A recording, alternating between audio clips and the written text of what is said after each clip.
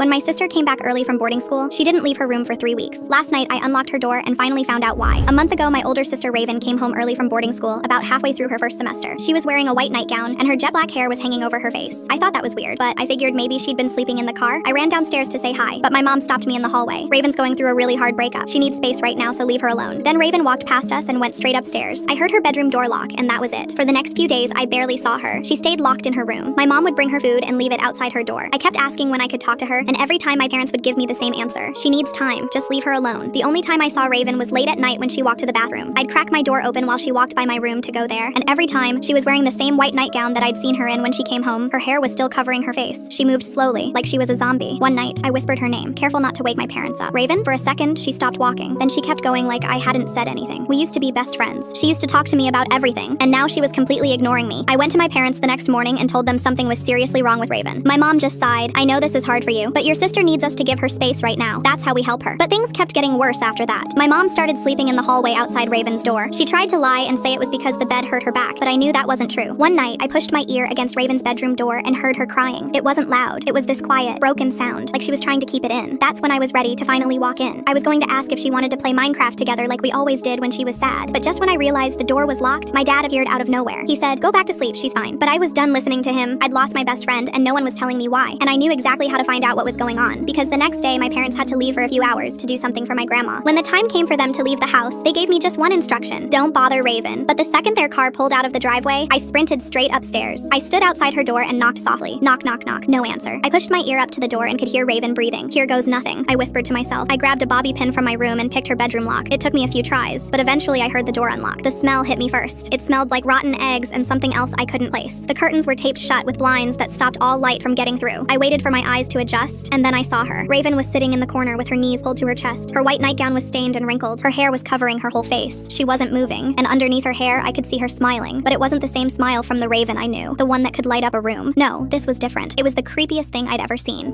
Hey, I stammered, trying to walk closer to her. Hi, she responded, and somehow her smile widened even more. But somehow none of that was even the craziest part, because that's when I started to look around her room. There were hundreds of printed screenshots taped everywhere. All of the messages that she'd received from people in her boarding school, they were horrible. People calling her disgusting, telling her to disappear, saying they sent the photos they'd taken of her in the bathroom when she thought she was safe to everyone. I turned back to Raven, and she was looking at me now. Suddenly, she began to rock back and forth, even making the floorboards creak. Her voice came out quiet and cracked. They're still sending them, every day. I can't make it stop. I heard my parents come home and immediately ran out of her room. I haven't been inside since.